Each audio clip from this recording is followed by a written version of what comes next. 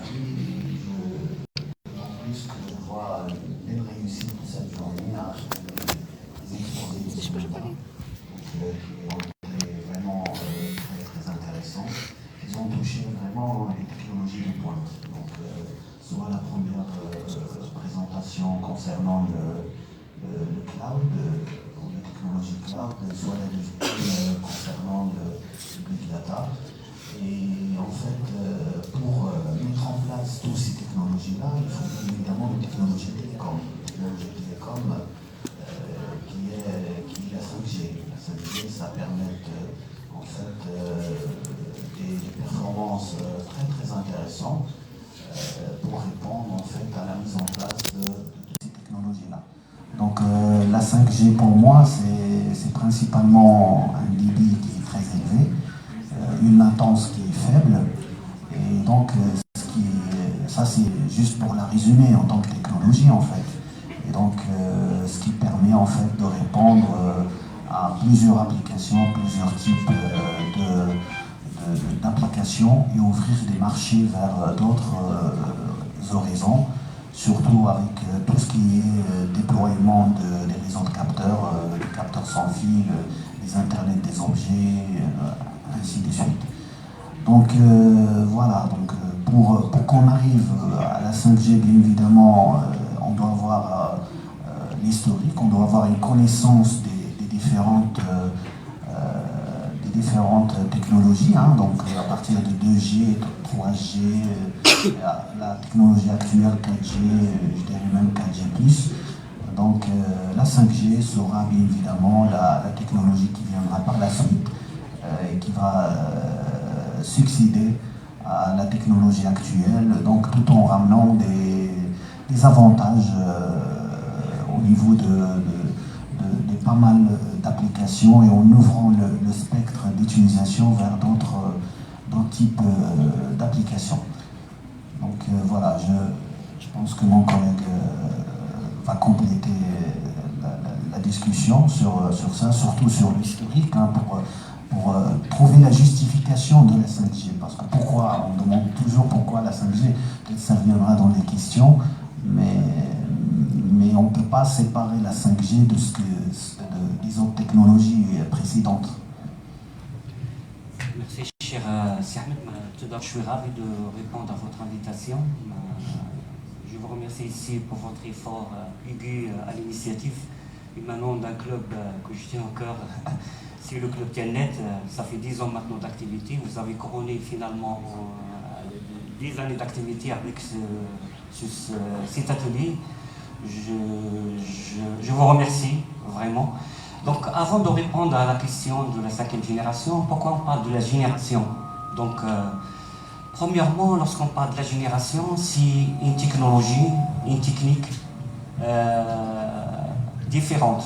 Par exemple, lorsqu'on parle de la première génération, c'est entièrement analogique. C'était un réseau de télécommunications purement analogique. Mais à partir de la 2e génération, notamment le GSM, qui était le premier réseau européen, mais aussi mondialement numérique, entièrement numérique, dans les années 90, la technique a changé. Par exemple, si on travaille par exemple avec la première génération, avec les techniques analogiques, on travaille certainement sur des méthodes d'accès FDMA, c'est-à-dire lorsqu'on partage la bande passante ou bien le canal entre les utilisateurs, on les distingue par rapport à leur bande, à leur fréquence dans le transceiver, c'est-à-dire l'émetteur-récepteur. Mais à partir de la 2e génération, c'était une nouvelle technique qui apparaît à l'époque, c'était la technique TDMA, c'est-à-dire Time Division Multiple Access, c'est-à-dire on partage les ressources radio ou bien le canal entre les utilisateurs, soit en fonction de la fréquence, ou aussi en fonction du temps. C'est pour ça qu'on parle de la 2e génération, parce qu'entièrement on a changé la technologie, les techniques d'accès, on a changé pas mal de choses. Comme par exemple les modulations analogiques, maintenant on parle des modulations numériques. Donc c'est pour ça qu'on parle des générations. Le plus important pour un réseau de télécommunications, c'est la capacité. Les réseaux de première génération, normalement, lorsqu'on partage les utilisateurs par rapport à la fréquence se voit rapidement saturé. Le réseau devient rapidement saturé. Donc c'est pour cela donc la deuxième génération, il a augmenté encore la capacité parce qu'il a ajouté un paramètre encore non utilisé, c'est le temps. On divise les données des utilisateurs en fonction du temps. C'est pour cela le débit a augmenté, aussi la capacité que le réseau supporte augmente aussi. La deuxième génération, pourquoi j'insiste sur la deuxième génération, c'est notamment le GSM, un réseau européen et entièrement numérique, apparaît la technologie numérique. Mais il faut savoir bien au-delà que le numérique il a commencé au début du XXe siècle. Moi je dis toujours que les grandes idées, ce qu'on vit maintenant, vient du début de la fin du 19e siècle et le début du 20e siècle. Il y a deux inventions qui ont changé notre monde actuel. Tout d'abord, l'échantillonnage, la capacité de Shannon et l'invention de transistors. Je peux même confirmer que les grandes inventions du 19e siècle et du 20e siècle est important par rapport à ce qu'on maintenant propose qu'on dépose comme des brevets. Le QI des savants du 19e siècle et du 20e siècle était très élevé par rapport au QI maintenant moyen actuellement. Pour vous dire que le 19e siècle et le 20e siècle, c'était vraiment l'époque importante dans l'étape de l'humanité. C'est très important.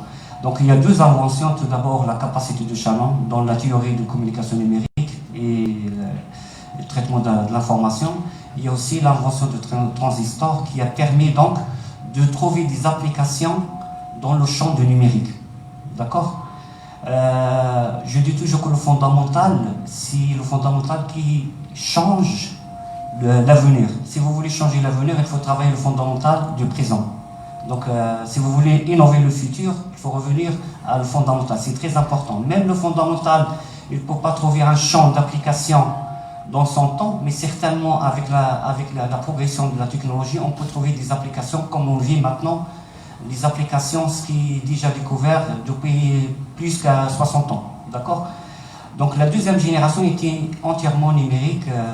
Il faut savoir aussi au niveau de la standardisation des réseaux de télécommunications. Lorsqu'on parle de la standardisation, à l'époque, par exemple, je peux parler du début de deuxième génération, c'était une standardisation par rapport à un pays. Par exemple, les Américains, ils ont leur propre réseau de deuxième génération, ICS 95. Si on revient au niveau européen, les Européens ne veulent pas faire l'erreur. Ils ont mis en place un organisme de standardisation européen, à savoir l'ITSI, qui a donc standardisé le GSM.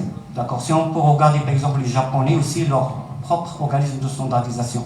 Et on se trouve finalement avec des réseaux de 2G hétérogènes qui ne permettent pas d'avoir une mobilité à l'international. À l'international, ils sont incompatibles.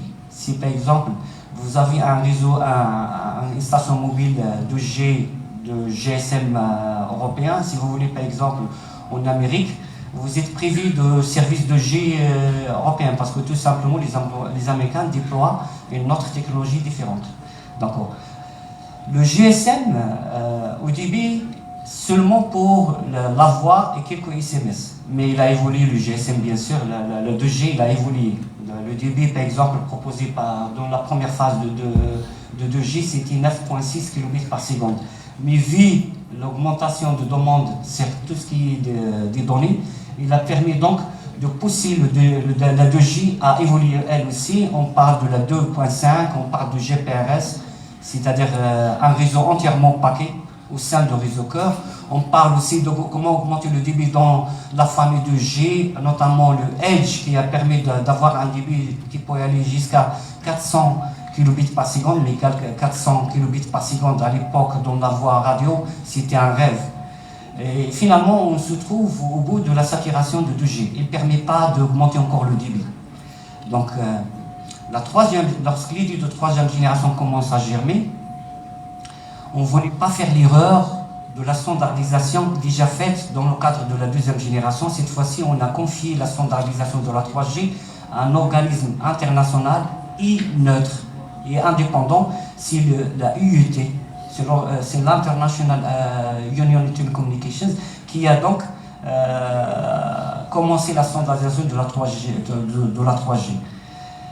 Parmi les critères que, normalement proposés dans le cadre de la troisième génération, d'avoir un débit de 2 mégabits par seconde. Je me demande maintenant 2 mégabits par seconde, à l'époque des années 90, c'était un rêve. D'avoir un 2 mégabits par seconde dans la voie radio, c'était un rêve. Et finalement, il y avait 6 interfaces radio. Il faut carrément changer la technologie. Donc, il y avait 6 propositions normalement officielles. Mais finalement, les grandes technologies de la troisième génération, ce n'est pas une seule technologie. Il y a 2 technologies émergentes. Il y a l'UMTS européen. Il y a 2 groupes qui ont standardisé 2 réseaux. Maintenant, 3G, il y a 2 réseaux. CDMA 2000, entièrement américain. Bien sûr, normalement, lorsqu'on va proposer une nouvelle génération, il doit être compatible avec l'ancienne génération. Question d'un service, d'un business, derrière tout ça. Donc les Américains ne veulent pas s'en passer par rapport à leur réseau existant de deuxième génération. C'est pour cela qu'ils ont investi massivement dans leur réseau de troisième génération, à savoir CDMA 2000. Et les Européens, avec le groupe 3GPP, ils ont standardisé l'UMTS. Au Maroc, par exemple, le marché du Marocain, on peut trouver les 2 technologies, mais bien sûr avec une dominance pour l'UMTS européen, parce qu'il pose à peu près, donc il domine à peu près 80% du marché marocain, 20% pour la CDMA 10 000. Je me rappelle bien dans les années 2000, lorsque la 3G a commencé à être déployée au Maroc, il y a un opérateur marocain qui a investi dans la CDMA 2000. La 4e génération, la 3e génération, comme tout le monde sait, que de 2 mégabits par seconde, savoir que le canal radio il est partagé entre différents utilisateurs à l'intérieur de la silice, il ne peut rien proposer par rapport à la demande, à la forte demande sur tout ce qui est donné. Donc c'est pour cela, donc même la 3e génération, il a évolué. Lorsqu'il a évolué question pour augmenter le débit. C'est pas pour changer la technologie. On parle de l'HSDPA, l'HSDPA+, l'HSDPA, comment doper le débit dans le lien downlink, parce que dans un réseau de télécommunications, il y a 2 liens. Il y a le lien montant, il y a le lien descendant. Mais le plus important, c'est le lien descendant. C'est les applications. Pourquoi? Parce qu'il y a une demande sur les applications asymétriques. Lorsque, par exemple, je tape sur Google l'INSA de Tanger, bien sûr, en contrepartie, je reçois dans le lien downlink pas mal de fichiers. Donc, je dois télécharger ces fichiers. Ça demande un débit énorme. C'est pour ça que le downlink est le plus important. L'évolution de la 3e génération, notamment la première évolution, c'est la HSDPA, qui a permis donc d'augmenter le débit jusqu'à 14 mégabits par seconde, mais théorique bien sûr. Après, il y a une autre augmentation sur le lien uplink avec un débit de 5 mégabits par seconde, mais toujours la 3e génération ne cesse d'augmenter jusqu'à la 3LTE. 3LTE, maintenant on parle de la 4e génération. Comme débit normalement fixé, il ne dépasse pas 100 mégabits par seconde. 100 mégabits par seconde de le lien downlink, 50 mégabits par seconde de le lien descendant.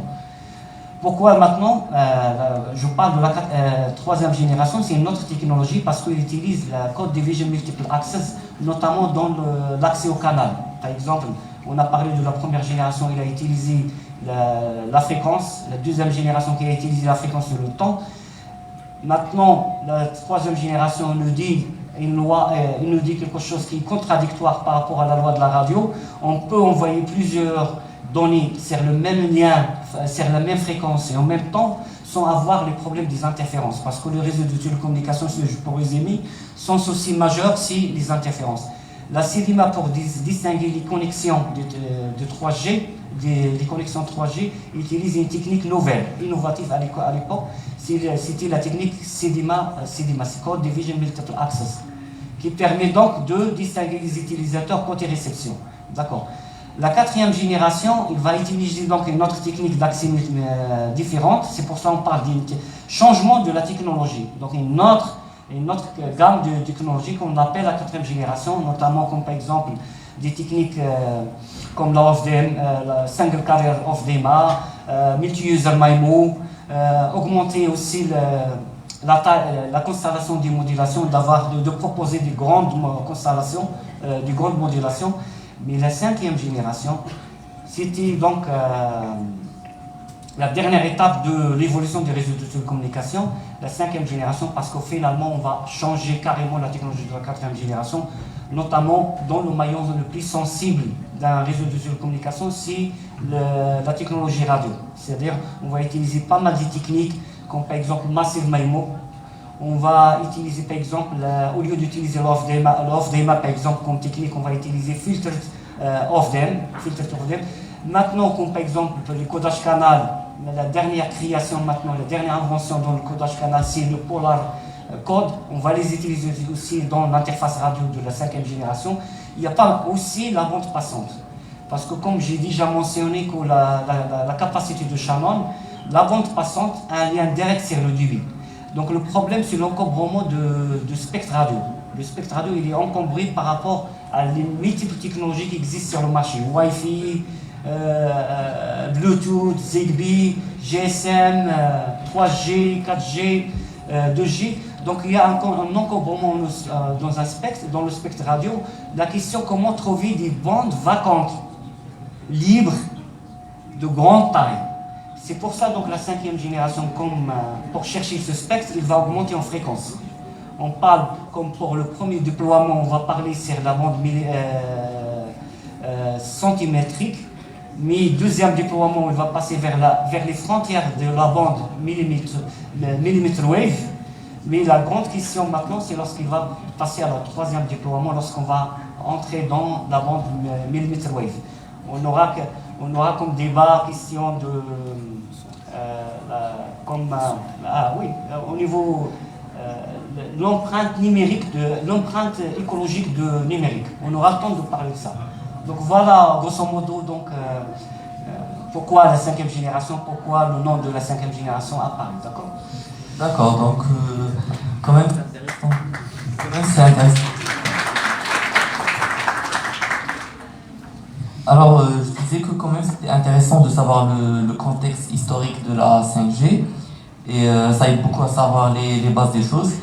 Mais sinon, la question qui se pose actuellement, c'est selon vous, est-ce que la 5G c'est une nécessité ou on peut dire que c'est un luxe? Ça veut dire que est-ce que le déploiement de la 5G est nécessaire au Maroc aujourd'hui?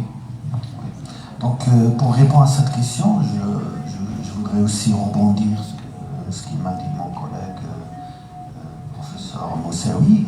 Donc, en vous donnant un exemple que j'ai ici. Donc, c'est un exemple pour télécharger. Donc, c'est un exemple de ce que peut apporter la 5G au niveau de la vidéo. Par exemple, au niveau du téléchargement d'une vidéo. Si on prend une vidéo de 2 heures, comment peut-on télécharger cette vidéo si on utilise la 3G, la 4G ou bien la 5G? Alors la 3G avec un débit aux alentours de 300 bits par seconde, la vidéo de 2 heures va faire 26 heures pour qu'il soit téléchargé. C'est-à-dire, en grosso modo, c'est le temps de prendre l'avion de la Suisse vers la Mexique. D'accord? Avec la 4G, avec un débit de 100 mégabits par seconde, ce qu'il a dit mon collègue. Donc, on parle des années 2010, c'est l'apparition de la 4G. Donc, une vidéo de 2 heures, il lui faut 6 minutes pour qu'il soit téléchargé avec la 4G. C'est-à-dire le temps de préparer le petit déjeuner ou bien de regarder des news sur Facebook. Alors maintenant, on va parler de la 5G. La 5G qui viendra après, donc qui sera déployée plutôt par la suite au Maroc. C'est prévu en 2023, je pense. C'est ce qu'il a fait. On sait très bien qu'il est très déployé en Asie. Donc il y a pas mal de pays en Asie qui utilisent la 5G. En Europe, généralement, la majorité des pays européens utilisent la 5G, sauf certains pays. Donc, il y a quelques pays qui n'ont pas encore passé à la 5G. Alors la même vidéo de 2 heures sur la 5G, pour la télécharger, on a besoin de 3,6 secondes. 3,6 secondes. C'est-à-dire c'est le temps de se demander est-ce que le téléchargement est fini ou pas encore. D'accord?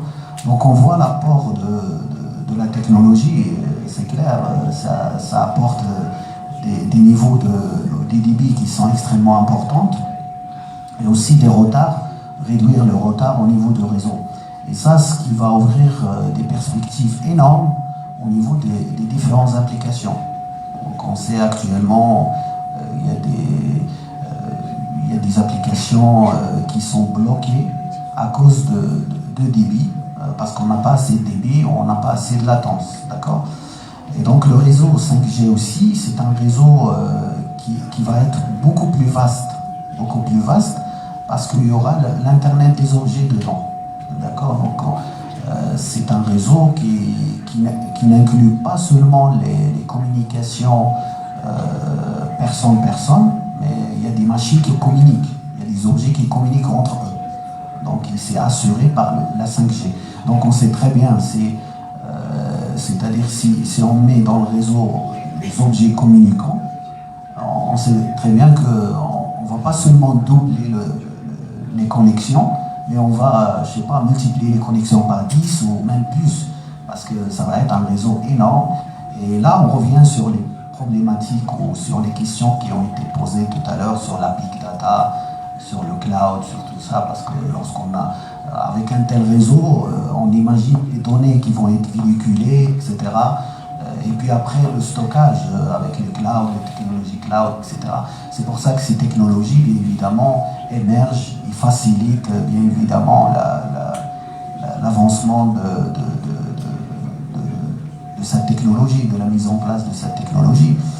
Et aussi, donc, lorsqu'on parle des objets connectés, on parle du monde industriel, parce qu'on sait que dans le monde industriel, on a des capteurs, on a des objets, des machines, etc., qui vont communiquer.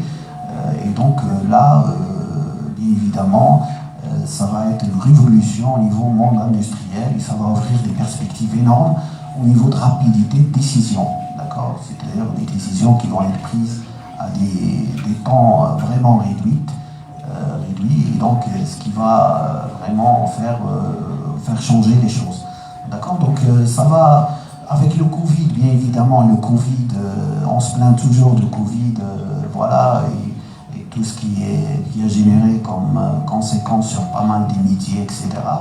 Mais au contraire, au niveau du déploiement de la 5G, c'est au contraire, le Covid a facilité l'accélération de déploiement de la 5G. Donc là, il a vraiment joué un rôle très important pour aller vers des débits très importants, parce qu'il y a un besoin, on l'a vu, on l'a sensé, on l'a ressenti au niveau d'enseignement à distance, des réunions à distance, le travail à distance. En Chine aussi, il y a d'autres pays qui ont déployé la 5G, donc il y a, évidemment, ils ont arrivé à faire des opérations à distance, des traitements à distance, même des traitements Covid à distance et tout ça, donc ça, c'est rapide. Donc avec la rapidité, on peut prendre des décisions rapides, etc. Donc il y a aussi d'autres marchés qui s'ouvrent avec cette technologie future pour nous, hein, mais dans d'autres, il est déjà déployé. Donc il y a la conduite autonome des voitures. Donc on sait très bien que les décisions, pour prendre des décisions, il faut un temps réduit, surtout lorsqu'il s'agit de la conduite automatique. Donc il y a des capteurs dans la voiture, par exemple, et lorsqu'on est dans un virage, on ne sait pas s'il y a des obstacles, etc. C'est les capteurs qui vont détecter s'il y a des obstacles, etc. Et donc la décision de freiner ou la décision de tourner à droite ou à gauche doit être prise à des millisecondes, à des microsecondes. Hein. Il faut aller très vite. Il faut vraiment décider très vite.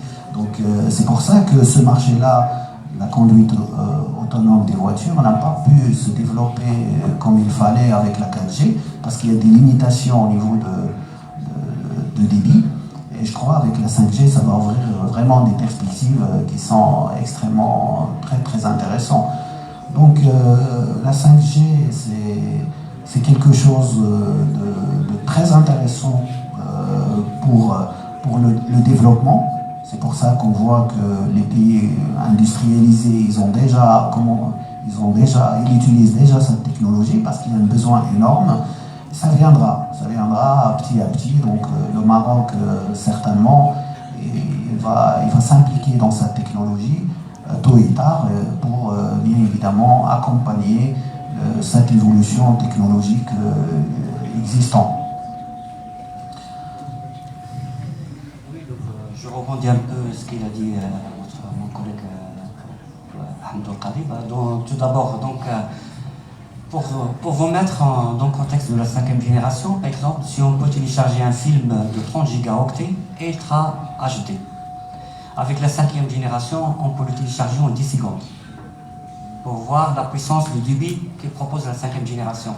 Un test en Finlande, on a piloté un drone depuis les États-Unis pour vous dire la précision et le débit qui permet donc d'avoir ce genre d'application. Donc la 5e génération, certainement, il va bouleverser pas mal des habitudes. Et notamment, il va aider à faire apparaître d'autres applications. Le plus important, c'est pas le débit, c'est pas la latence.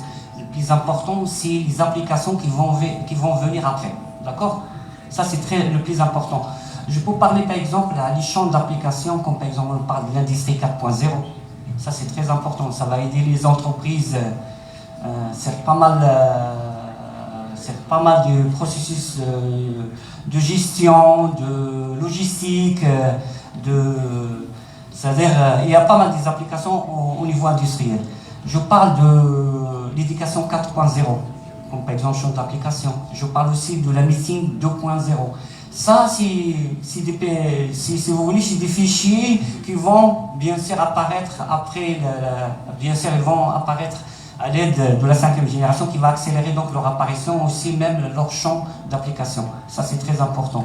La 5e génération, le compte débit qui va fixer, c'est d'avoir pour la première fois sur un lien radio 1 gigabit par seconde. Comme débit. Il peut y aller jusqu'à 10 gigabits par seconde.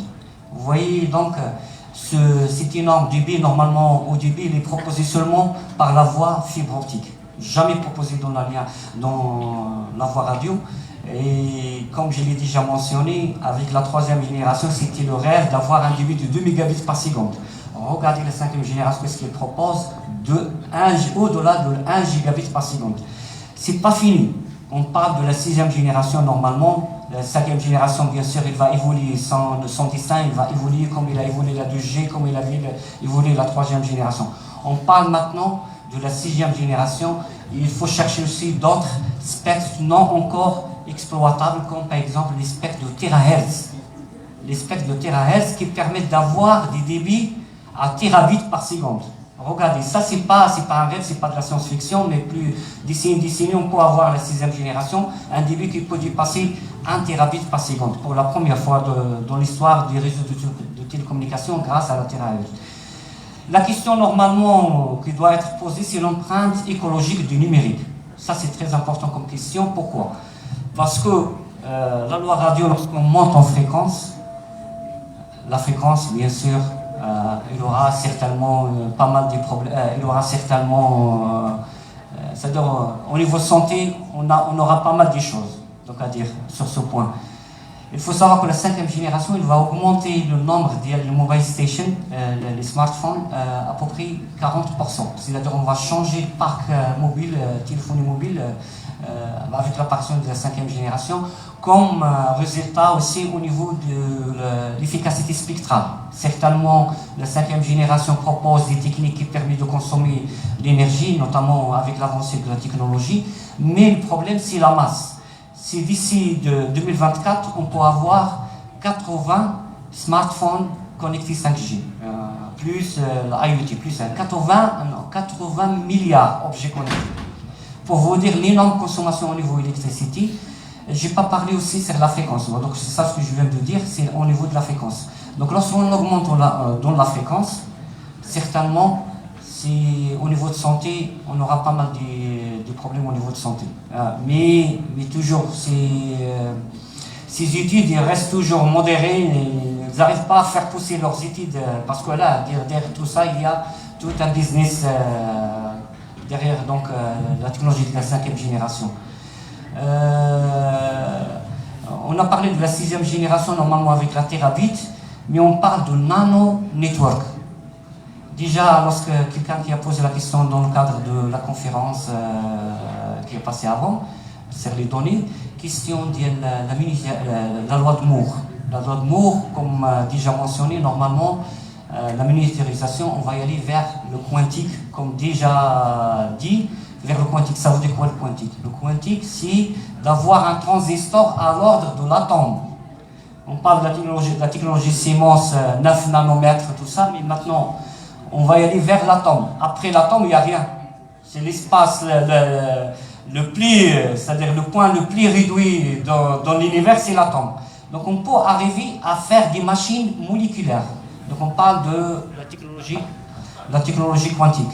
Et ça, c'est au niveau de la 6e génération, on parle maintenant de nano-network, qui permettent d'avoir donc un débit qui peut y aller pour la première fois au-delà de la terahertz, terabits par seconde. Voilà donc le contexte les applications qui vont faire apparaître après la 5e génération. Au niveau Maroc, je pense que le Maroc était parmi l'un des pays qui a investi massivement dans les réseaux de télécommunications en général. Je me rappelle bien, dans les années 2000, lorsque Maroc Telecom il a installé les premiers pylônes de G, la licence seulement, la licence d'achat d'un spectre de G, à peu près c'est 1 milliard de dollars acheté par Maroc Telecom. Pour vous dire l'énorme investissement normalement qui demande les réseaux de télécommunications. Le Maroc était parmi les premiers normalement qui a investi dans les réseaux de télécommunications nouvelle génération. Dans les années 2000, après les années 2010, on voit aussi les réseaux de 3G+, 4e génération. Toujours le Maroc, il suit l'actualité du marché mondial. Je pense au niveau marché marocain, certainement la 5e génération, il aura sa place dans le marché marocain. Il va aider à faire apparaître pas mal des applications au niveau marché marocain, ça c'est sûr. Donc je pense il aura que du bénéfice d'investir dans la 5e génération. D'accord. D'accord. Donc, d'après vos interventions, on peut là clairement déduire que la 5G est très nécessaire actuellement. Donc là, j'ai une question que je pense que la plupart des personnes ici se posent. C'est comment l'élève ingénieur va s'impliquer dans le marché, dans le domaine de la 5G.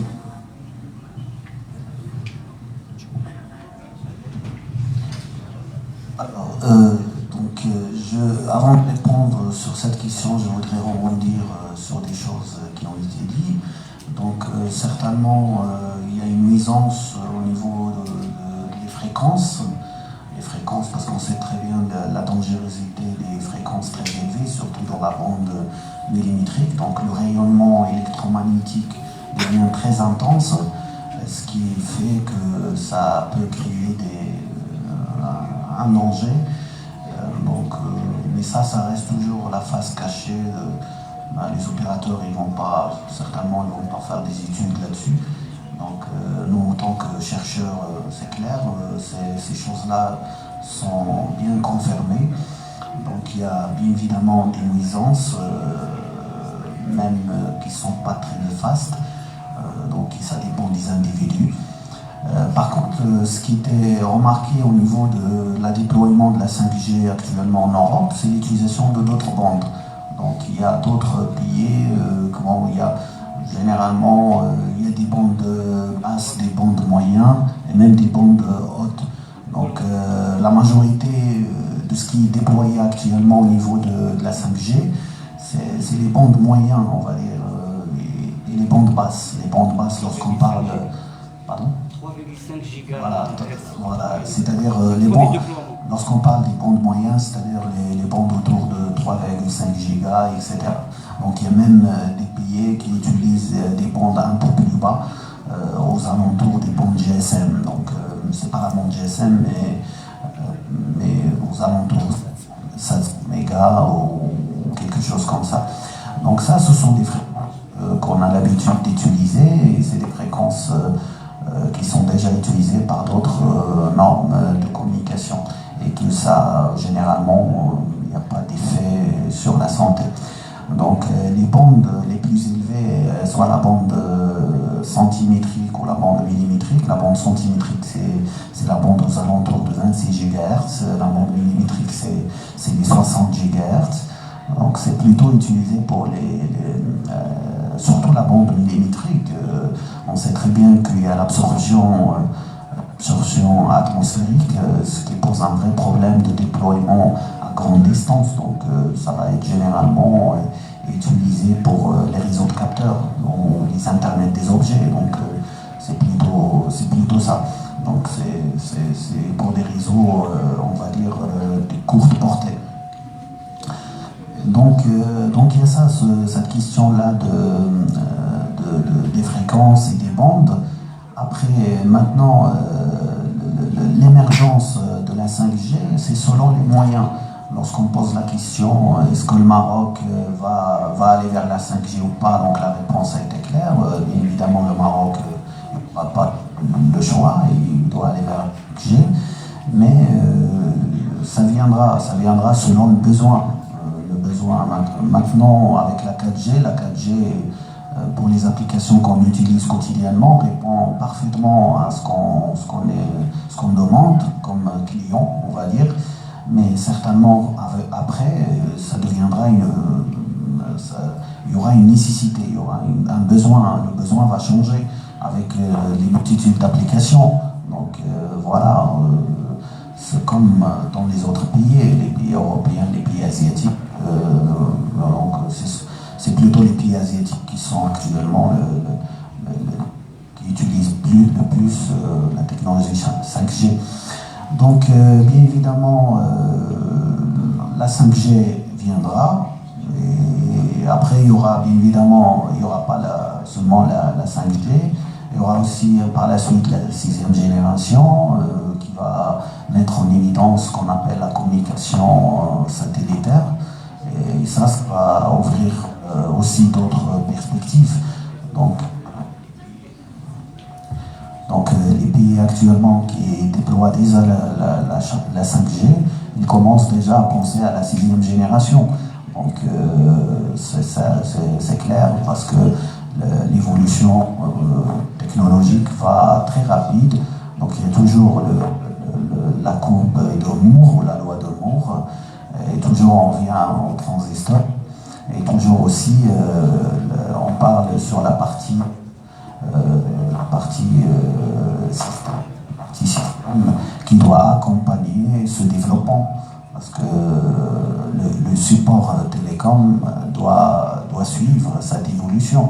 Donc si on parle des fréquences différentes, et ben, certainement les antennes qu'on utilise ne vont pas être les mêmes antennes. Donc il faut changer la technologie d'antenne, changer la technologie des émetteurs-récepteurs.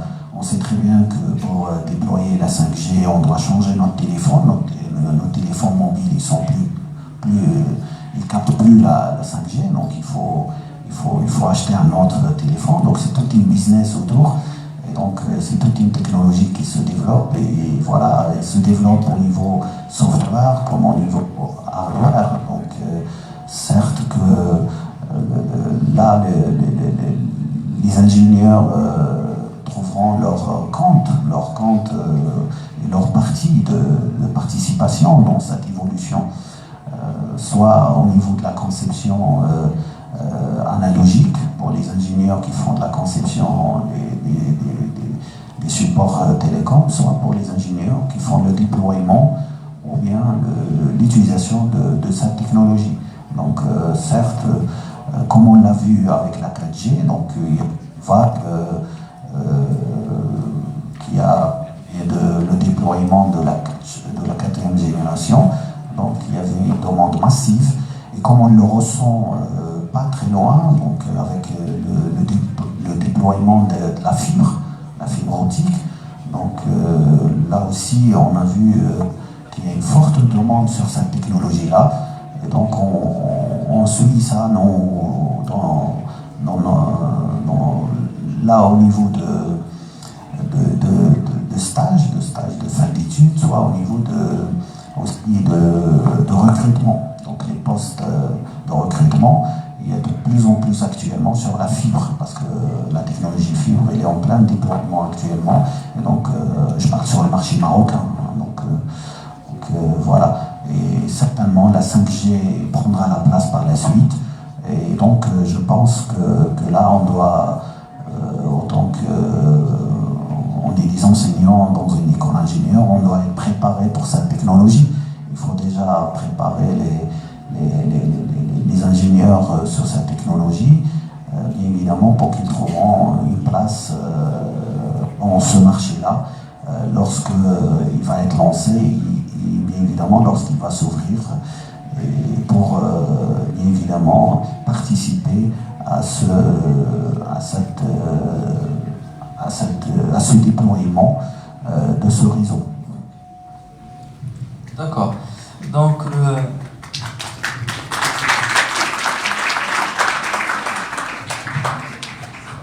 donc on a vu un peu l'intégration de la 5G au Maroc.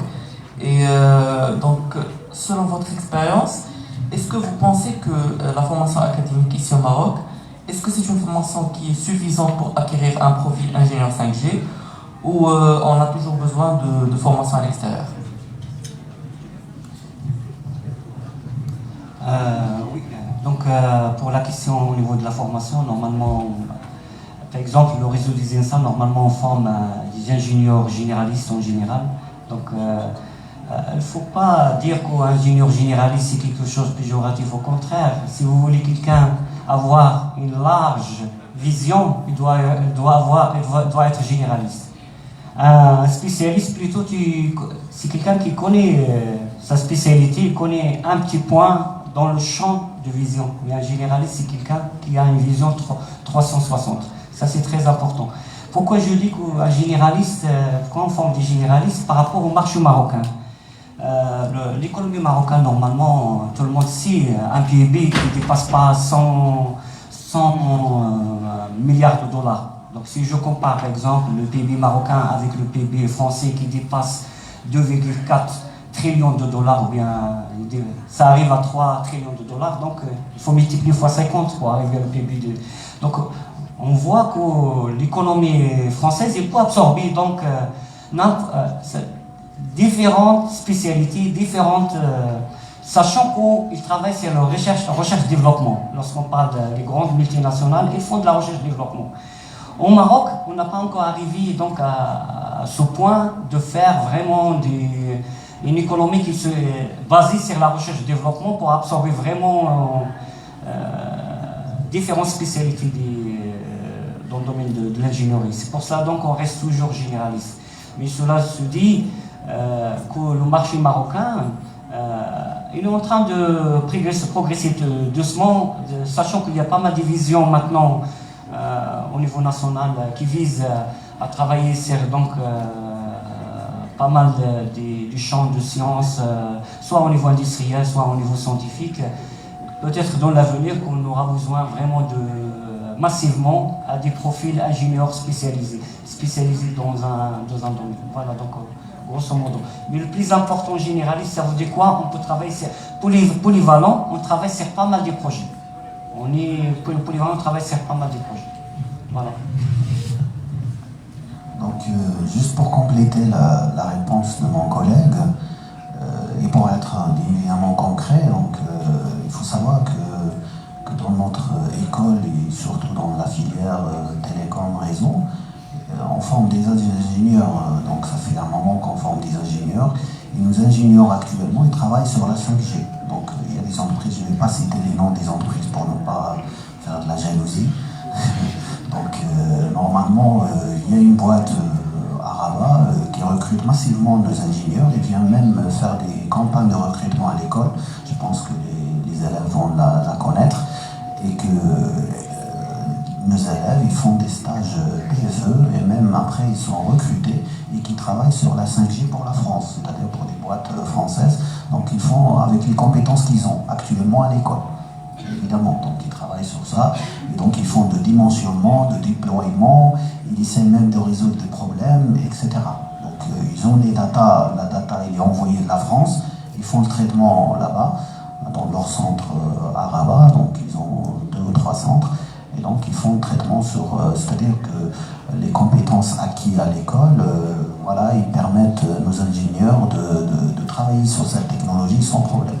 Donc certes que c'est vrai, il faut qu'on actualise le programme de l'école, le programme de la filière, tout en incluant d'autres modules ou d'autres éléments de spécialité.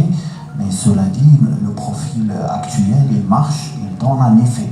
Et donc, voilà, je peux vous dire que nos élèves actuellement, voilà, ceux qui choisissent d'ailleurs d'aller dans la partie télécom, parce qu'il y en a qui veulent la partie réseau, la partie cloud et tout ça, mais bon, ceux qui veulent cette partie télécom, certainement, ils travaillent sur la 5G directement, sur les problématiques de la 5G, qui sont déjà connues dans les différentes, soit au niveau déploiement, soit au niveau des différentes problématiques en fait. D'accord.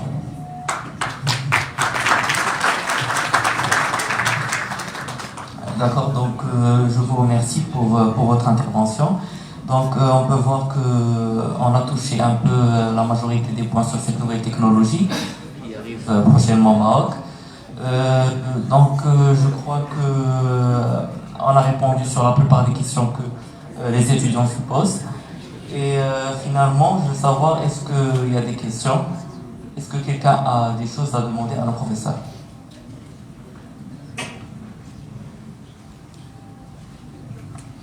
Non?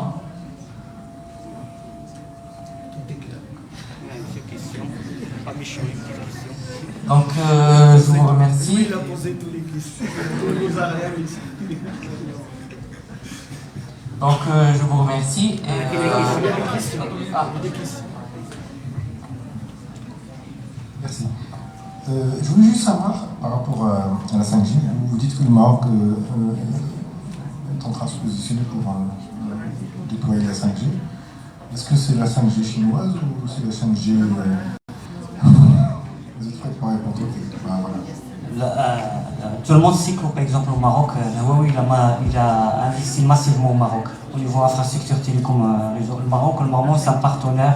Huawei, c'est un partenaire au niveau. Il a accompagné le Maroc, c'est pas mal des projets. Mais au niveau de la 5e génération, tout le monde sait le problème géopolitique qui se passe au niveau de la 5e génération. Tout le monde il a entendu les problèmes qu'il y a par rapport à la 5e génération. Pourquoi la 5e génération, il a donc posé pas mal de questions. Au niveau du déploiement de pylônes et des serveurs et des équipements à l'intérieur d'un territoire. Donc ici on parle de la souveraineté d'un pays.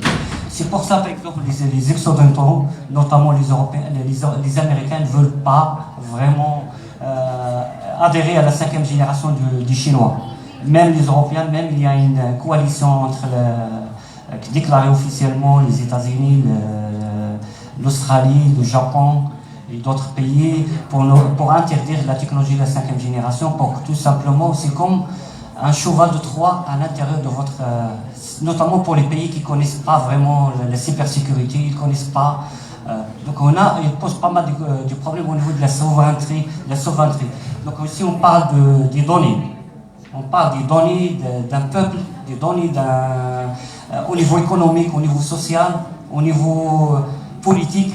Donc ça, la 5e génération, c'est pas donc les technologies qui vont être donc implémentées à l'intérieur des serveurs ou bien à l'intérieur des équipements. Donc c'est pour ça donc il y a tout ce bataille qui se passe au niveau international, au niveau de... Les Américains, ils n'ont pas vraiment une 5e génération. Ils veulent s'appuyer sur leurs constructeurs américains.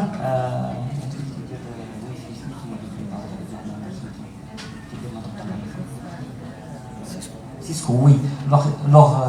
Mais Cisco, il est en retard par rapport au marché marocain, au marché international. Ils vont s'appuyer sur la technologie européenne. Il y a 2 constructeurs européens très connus.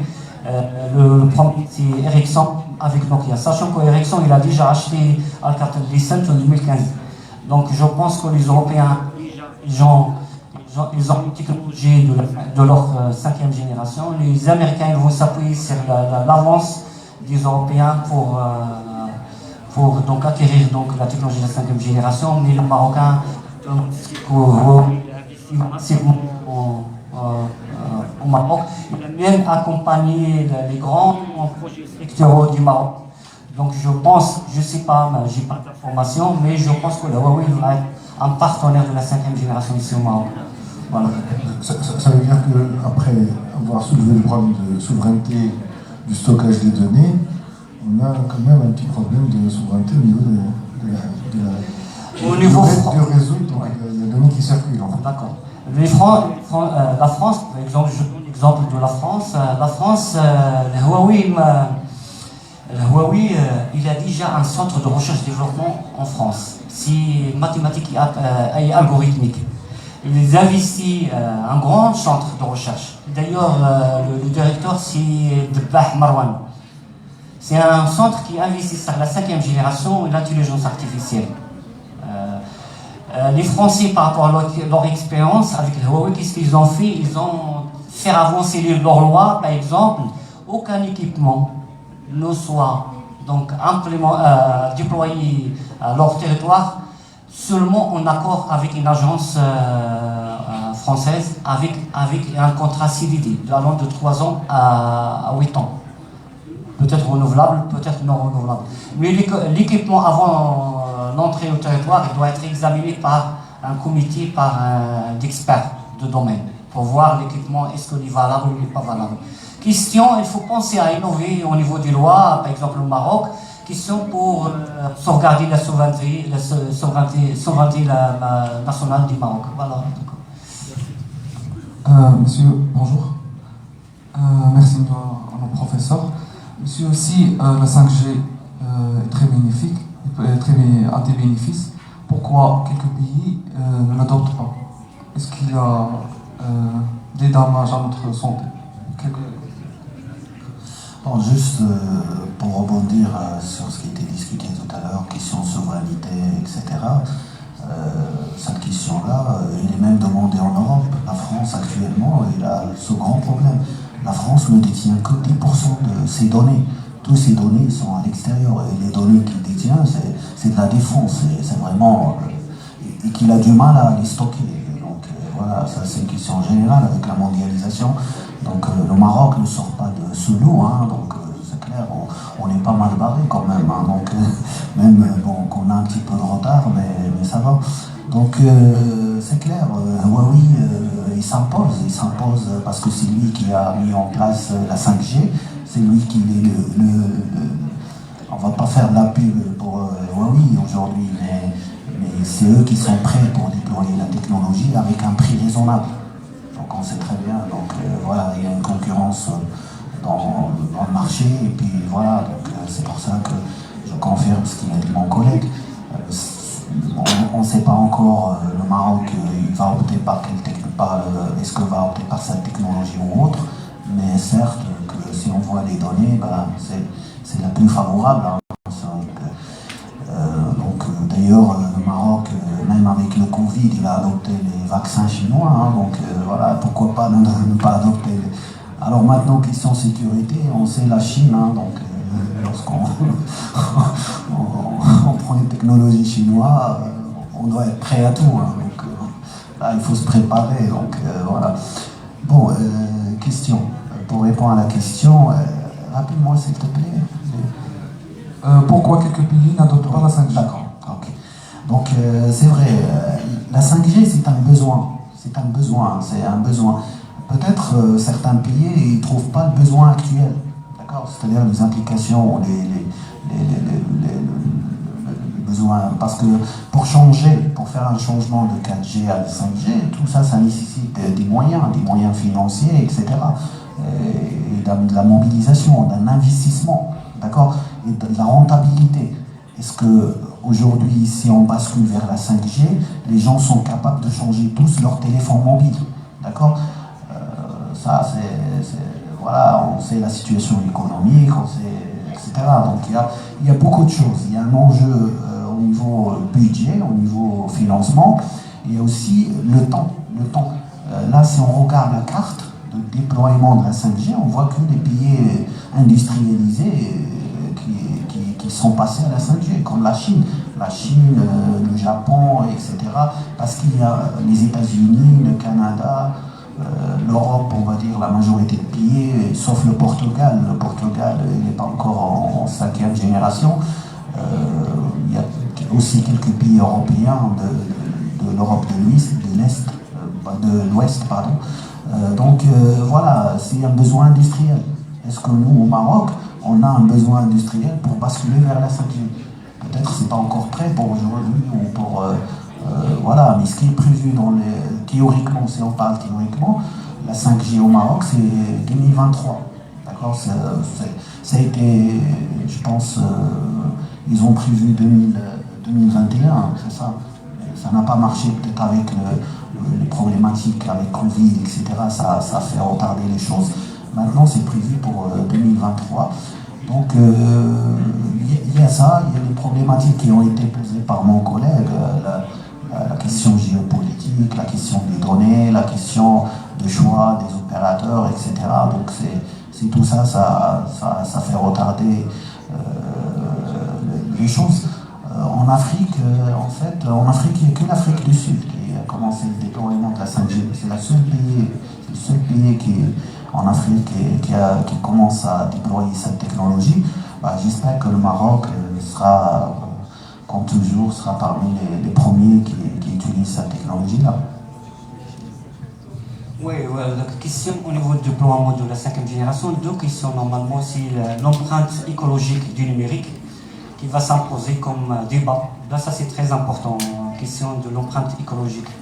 Deuxièmement, il y a même au niveau de l'onde millimetric wave, c'est normalement de la 5e génération, c'est-à-dire la 3e phase, lorsqu'on va entrer dans la gamme de millimeter wave. Et là, le problème de l'absorption de l'onde par les molécules gazeuses, comme par exemple l'eau, l'oxygène, le CO2. Et il était prouvé scientifiquement, ça change même les molécules à l'intérieur. C'est parce que c'est l'onde qui va bombarder les molécules. Et il se pose même des questions aux États-Unis, même chez les Européens. Il y a même des gens qui travaillent au niveau de la récolte des données pluviométriques. Donc ça pose un problème. Ça change la fréquence. Parfois, ils ont des techniques pour capter une fréquence de l'eau. Ça change. Ça va changer avec la 5e génération. Troisième question, vous serez arrosé avec élégance avec la 5e génération. Pourquoi? Avec la 2e génération, la 3e génération, normalement, on prend notre téléphone, vous avez un bilan 3G, 4G, et vous avez un rayonnement presque homogène, il n'y a pas de problème. Mais avec les techniques déployées pour la 5e génération, notamment le beam fermé, massivement les antennes, qui vont diriger l'onde avec son intensité maximale vers le mobile. Et ça, c'est un grand problème. Donc vous serez arrosé avec élégance au niveau qualité de service.